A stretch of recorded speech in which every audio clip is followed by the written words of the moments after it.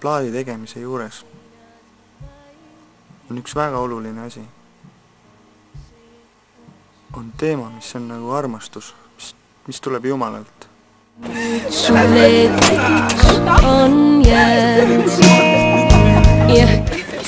meie teema selle plaadi osas on küll väga oluline olnud, et tõeliselt elada välja ja tõeliselt neid sõnu öelda välja. Sina ootab mind seal, sest sina oled hea ja tead, mis on pead. Kui meie ümber on inimesi, kellel on meeletu depressioon ja kui ma elan iseendale, siis ma ei näe neid inimesi, ma ei näe nende sisse ja ma ei oskagi arvata nendest midagi.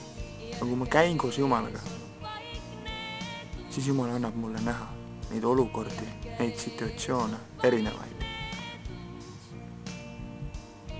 Ja näha nende inimeste sisse seda, mis tegelikult toob mind meeleparandusele ja näitab tõelist tõde, sest inimesed vajavad tõde.